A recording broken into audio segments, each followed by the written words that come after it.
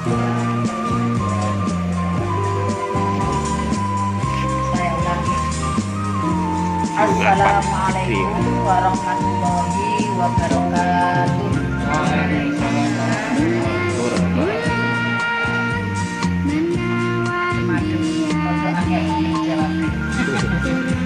Saya seru aku jawab salam supaya hangat.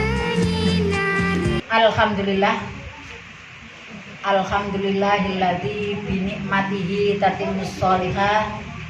Asyhadu an la ilaha illallah wa asyhadu anna Muhammadan abduhu wa rasuluh. Allahumma sholli wa sallim ala Muhammad wa ala alihi wa ashabihi ajma'in, amma ba'du. Yang terhormat kepada Ibu Kepala Sekolah SD Muhammadiyah Tiaman beserta seluruh karyawan, guru, Pak Guru, Ibu Guru, dan semuanya yang hadir pada kesempatan ini. Pertama-tama, marilah kita mengucapkan syukur alhamdulillah kepada Allah Subhanahu wa Ta'ala. Dalam kondisi apapun, mungkin hari ini ada beberapa cerita tersendiri, karena ada yang tidak kesini karena sakit, mungkin ada yang karena hujan, mungkin karena ada kegiatan yang lain, tetapi tetap hari ini perlu kita syukuri kita bisa bertemu. Saya rasa kalau hari ini namanya buka bersama, bukan bukanya itu yang mungkin kita cari, atau kalau ini mungkin pengajian, bukan pengajiannya juga yang barangkali kita cari. Karena apa? Selama Ramadan ini kita sudah begitu digembleng di tempat kita masing-masing kalau kita mau bicara agama. Maka kalau seandainya hari ini saya disuruh mengisi, Waalaikumsalam warahmatullahi wabarakatuh. Katanya ngaji, nek guru-guru Muhammadiyah itu sudah ilmunya sudah lebih afdal daripada yang lainnya, karena di Muhammadiyah sendiri memang yang namanya dakwah dan belajar itu memang harus ditingkatkan, terutama untuk para pengajar, karena jangan sampai para pengajar di Muhammadiyah justru tidak mengetahui agama. Berbagi pengalaman, saya bertahun-tahun menjadi guru Muhammadiyah.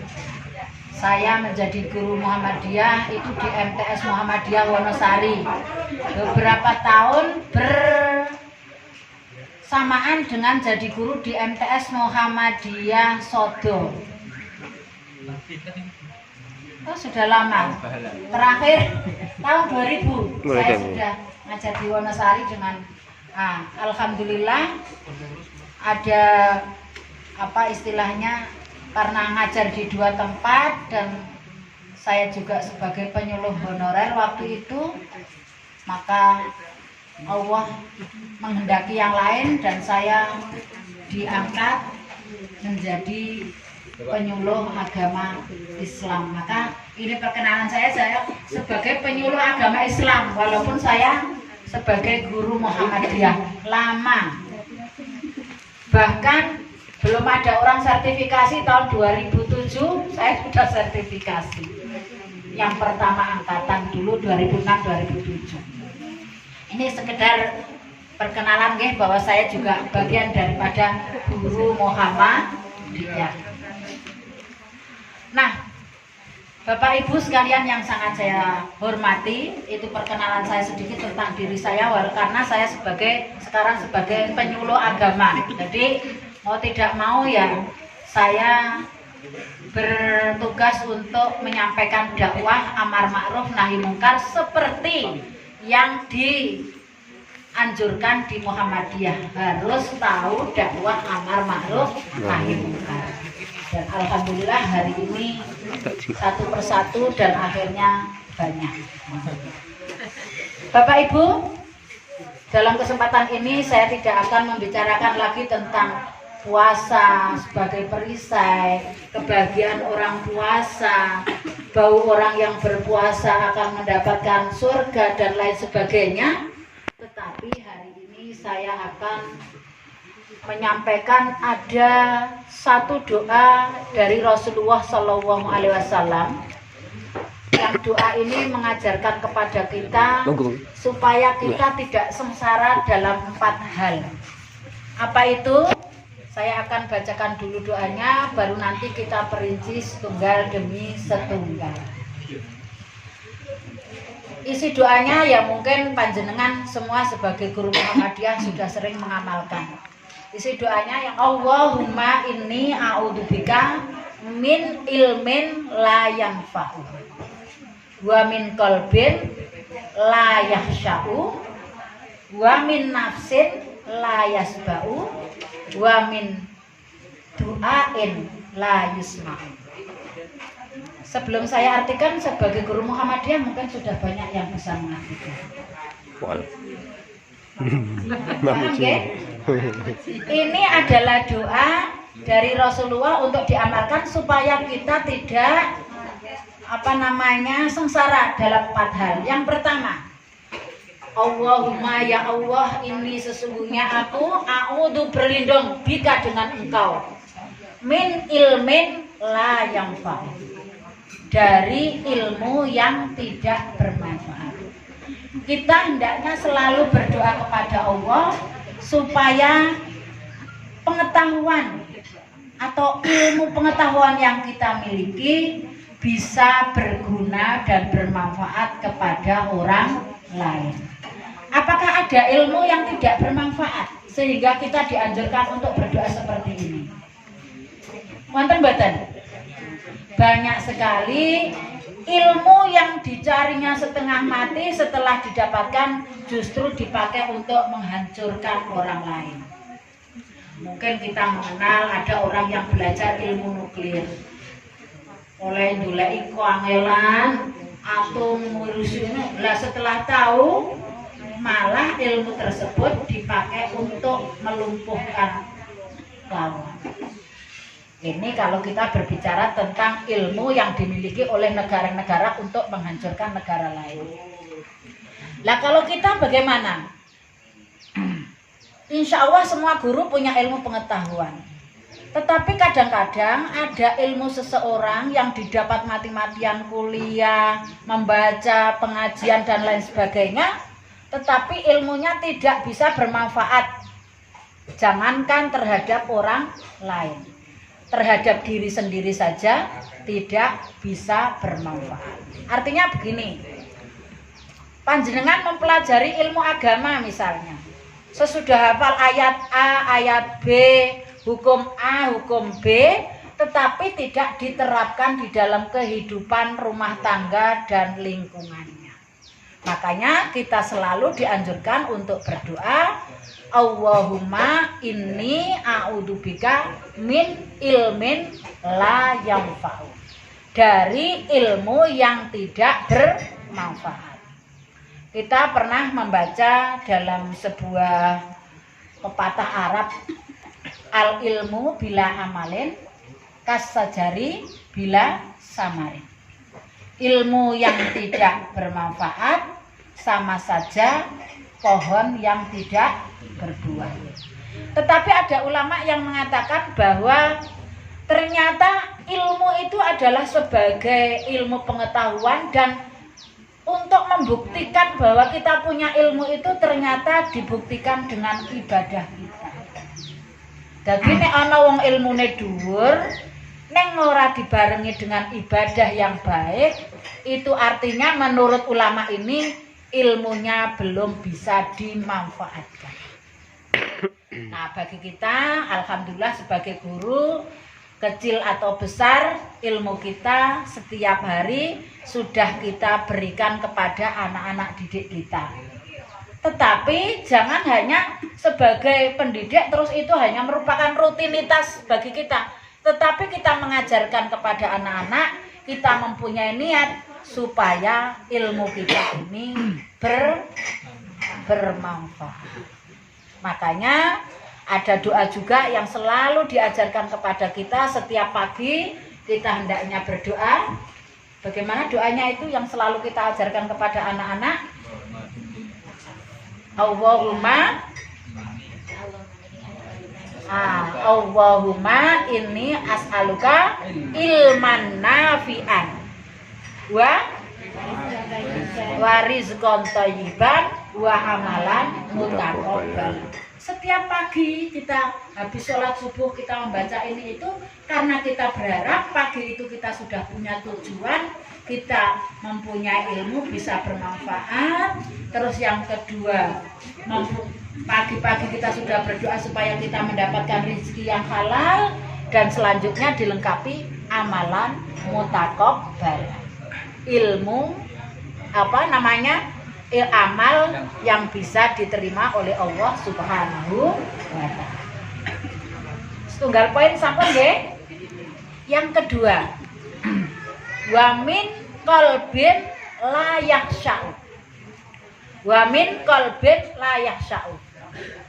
Kita bermohon kepada Allah dari hati yang tidak khusyuk. Khusyuk itu saya baca di kamus bahasa Arab. Khusyuk itu artinya berarti konsentrasi. Dalam agama Islam, dalam Al-Quran, kata khusyuk itu disebutkan berkali-kali. Ada yang mengatakan 17 kali. Termasuk diantaranya kalau kita sering membaca qad aflahal mu'minun alladzina hum fi sholatihim khashi'un. Sungguh berbahagialah orang-orang yang beriman. Yang pertama adalah orang-orang yang menjalankan sholat dengan khusyuk, dengan konsentrasi. Nah, hati yang khusyuk itu hati yang seperti apa? Ada beberapa orang berpendapat hati yang khusyuk itu hati yang rendah, hati yang tidak sombong, yang bisa menerima orang lain. Nah, ada lagi yang berpendapat hati yang khusyuk itu adalah hati yang tentram, hati yang tenang, hati yang tidak gundah gulana. Kehidupan sekarang mengharuskan, bahkan mewajibkan kepada kita itu semua yang kita pikirkan. Bahkan waktu 24 jam seakan-akan kurang. Sehingga pikiran manusia itu mau melaksanakan ini sudah ditentukan, besok melaksanakan ini lagi. Begitu. Kalau nggak punya hati yang khusyuk, maka kita akan menjadi korban dari keganasan dunia yang semakin merajalela ini. Maka kita hendaknya selalu berdoa untuk meminta kepada Allah diberi hati yang tenang. Hati yang tenang. Lah, ketenangan itu kira-kira siapa yang menciptakan? Yang menciptakan siapa? Yang menciptakan hati itu bisa tenang. Tentu saja karena yang membolak-balikkan hati itu sinten? Allah. Lah, Allah yang menentukan hati itu bisa tenang karena berdoa. Kita sendiri juga bisa menentukan apakah kita itu mau kemerungsung atau tidak. Makanya tidak heran kalau sekarang itu banyak sekali orang-orang yang kelihatannya rukun, damai, sentosa, keluarganya indah, bagus dan lain sebagainya, tiba-tiba masuk di rumah sakit jiwa. Karena apa? Hatinya tidak tenang. Dengan kehidupan ini kelihatannya belum siap. Nah, seperti yang saya sampaikan tadi, ketenangan itu adalah kita minta kepada Allah, tetapi yang bisa menenangkan diri kita itu pertama adalah diri kita sendiri. Ada orang yang mengkaitkan dengan kata syukur. Kalau orang bersyukur bisa tenang. Atau kita tenang dulu baru bersyukur. Sebenarnya itu adalah ada kaitannya. Banyak orang yang hatinya merasa tidak tentram karena tidak punya kesyukuran kepada Allah Subhanahu. Apa-apa kurang. Apa-apa tidak benar. Maka itu yang bisa membuat hatinya tidak tenang dan tidak tentram. Seperti kita tahu, sering kita mengaji bahwa ala fil jasadi mudghah. Ingatlah bahwa di dalam badan kita itu ada mudghah, segumpal darah, segumpal daging. Apabila daging itu baik, maka baik semua amalnya. Dan apabila daging itu tidak baik, maka akan tidak baik semua amalnya. Ala wahyal qalbu. Ingatlah apa itu segumpal daging, yaitu al-qalbu, hati. Maka jangan, kalau hati kita sudah mulai tidak tentram, itu ada ciri-cirinya. Banyak orang yang merasa, wah kok tidak tentram, mulai ada penyakit itu diantaranya satu begini. Banyak sebenarnya. Hubud dunia, cinta dunia berlebihan. Dalam agama Islam tidak dilarang untuk cinta dunia. Tetapi saking cinta dunia sehingga waktunya tidak ada istirahat, mengejar terus, maka hatinya tidak menjadi tentram. Hubud dunia. Apa-apa kudu diwek, apa-apa kudu duwe. Nek orang duwe kok ndak ketinggalan zaman.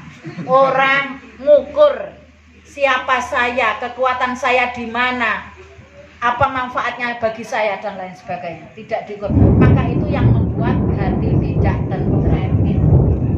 Yang kedua, dirasa-rasa. Kalau orang itu punya penyakit hasad. Hasad itu hasud. Bahasa Jawane iri dengkris rei. Wow, wis kudu. Itu standane atine ana penyakite. Tandanya pasti ada penyakit. Karena apa? Orang yang punya perasaan hasad, iri, dengki, itu ono kancane punya kebaikan sedikit, punya kelebihan sedikit, hatinya sudah tidak tentram. Wah, kaiso tuku ngene, padahal podo-podo guru ning SD Muhammadiyah iki. Kaiso ngredit mobil aku ora. Wah, kae nganyari ini dan itu. Wah, nek ngurusi kaya ngono iki. Iri kepada yang lain. Itu tandanya hati tidak bakal bisa tentram. Caranya apa tadi? Berdoa supaya hati kita menjadi tenang. Doanya tadi. Wa min qalbin la yahsa. Yang berikutnya, wa min nafsin la yasba'u. Yang ketiga adalah dari jiwa yang tidak merasa kenyang. Bukan kenyang makanan ini ya. Nafsu yang tidak terpuaskan. Yang namanya manusia kadang-kadang diberi apapun pasti merasa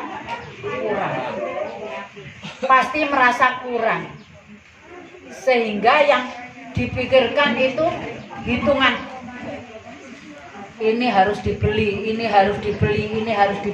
masih ada kaitannya dengan tadi perasaan yang tidak merasa. Jadi nafsu itu tidak merasa puas, wes dimenehi ini kurang ini. Saya itu bisa merasakan antara kesyukuran yang sederhana dengan tidak. Dulu ketika masih punya motor start misalnya toh, wah alhamdulillah punya motor start, mbok egrek iso dinggo nendi-nendi. Lah setelah bisa membeli yang rada apik, kuwi ketoke nek mobil apa motor iki rusak titik wis. Duh. Pancen iki motor elek banget biyen apa namanya? Koncone wis do tuku sing metik apik-apik ya sik kaya ngene wae jadul dan lain sebagainya. Jadi memang perasaan puas diri ini harus dibarengi berdoa kepada Allah Subhanahu wa taala. Mungkin panjenengan sudah sering membaca ada apa namanya? Hadis Rasulullah Shallallahu alaihi wasallam yang mengajarkan kepada kita untuk apa namanya, merasa qanaah, menerima apa adanya. Sifat manusia itu kan selalu tamak ya, tamak dalam bahasa. Kayak tidak bisa menerima kekurangan. Nah, di dalam hadis itu saya tidak bacakan, artinya seperti ini. Jadi seandainya anak Adam itu diberi emas 1 lembar, sering ya, ingin diberi emas 1 lembar, pasti dia mengharapkan 2 lembar. Bahasanya sing luwih gampang nek diwenehi emas segunung, dilala rezekine wis diwenehi segunung emas, pasti menginginkan 2 gunung. 2 gunung sudah dapat, pasti ingin mendapatkan 3 gunung. Lah, semua itu adalah keinginan manusia. Dia tidak akan merasa puas sebelum mulutnya ditutup oleh tanah. Dalam hadis itu yang agak panjang. Artinya memang manusia itu nafsunya pasti ingin memiliki dan memiliki. Apapun ingin dimiliki. Wes duwe siji mesti kepingin. Lah itu bahasanya. Ning bapak-bapak mboten ampun-ampun. Ndek garwa siji kepingin loro. Misalnya entuk ngono wae. Pasti paling tidak memiliki 2 itu bukan karena saya harus merasa setia dengan istri saya saja, tapi karena kondisi keadaan aku kok ndak diarani uripe wae kaya ngene kok dadak arep loro. Lah masih banyak orang-orang seperti itu, kerjane ora karuan ning pengin memiliki 2. Masya Allah. Itu kalau istri, tetapi kalau harta yang lain sebagainya juga seperti itu, sifat manusia seperti itu. Lah apalagi perempuan juga tidak kepingin, nggak boleh, memang kodratnya tidak boleh poliamor. Kalau laki-laki boleh, tetapi bolehnya itu ada syarat-syarat yang sangat besar yang tidak bisa dilalui. Kalau benar-benar ingin adil dan lain sebagainya, insya Allah sulit manusia akan bisa. Tapi ya juga jangan nggak ada yang poligami kok ini. Kalau ada nanti saya yang di.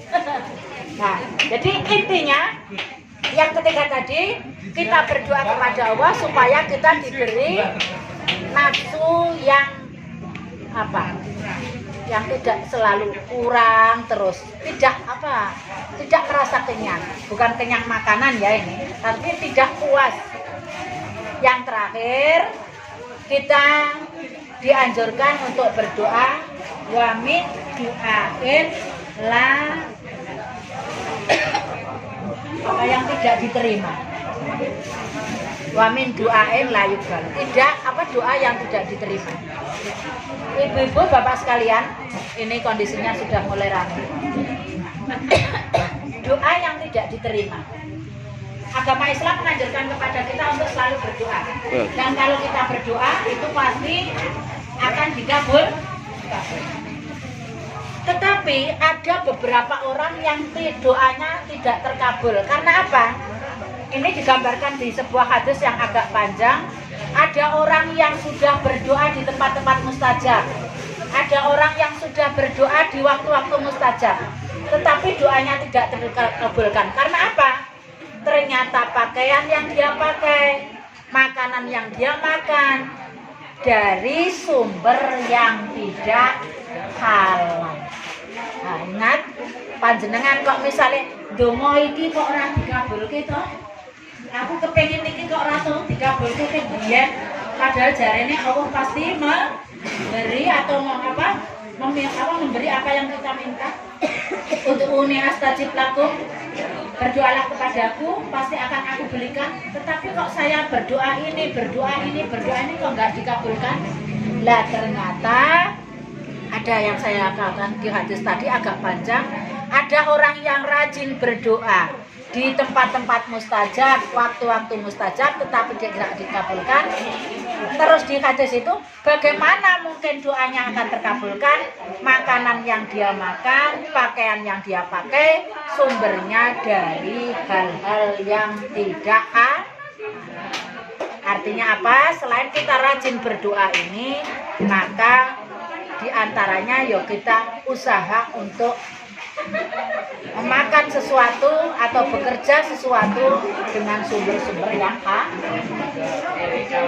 Bapak Ibu, barangkali doa ini kalau nek panjenengan nggak hafal bisa browsing, banyak sekali hadis yang seperti ini dan diamalkan supaya yang pertama tadi sebelum saya akhiri, kita berlindung kepada Allah dari 4 hal Yang pertama dari ilmu yang tidak bermanfaat. Jangan sampai ilmu yang kita miliki tidak bermanfaat untuk orang lain. Khairun nas anfa'uhum linnas. Sebaik-baik manusia adalah orang yang bermanfaat bagi orang lain. Yang kedua apa wau? Dari hati yang tidak khusyuk. Dalam hadis itu disebut khusyuk. Khusyuk itu penjelasannya bisa ketenang. Dan yang ketiga adalah dari jiwa yang tidak merasa puas.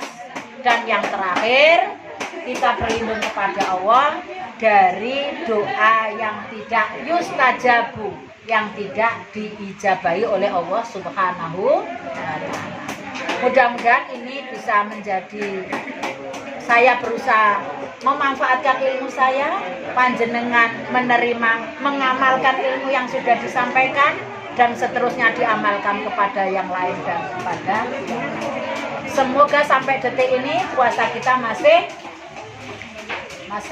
terima oleh Allah Subhanahu, dan mudah-mudahan kita bisa mengambil hikmah dari bulan Ramadan ini dengan sebaik-baik menggodok diri kita menjadi orang yang kembali fitrah, tidak ada dosa lagi setelah puasa nanti muncul Idul Fitri. Ngaten mawon nggih Bapak Ibu, ada kekurangannya saya mohon maaf. Billahi taufiq wal hidayah. Wabir ridho wal inayah. Wassalamualaikum warahmatullahi wabarakatuh.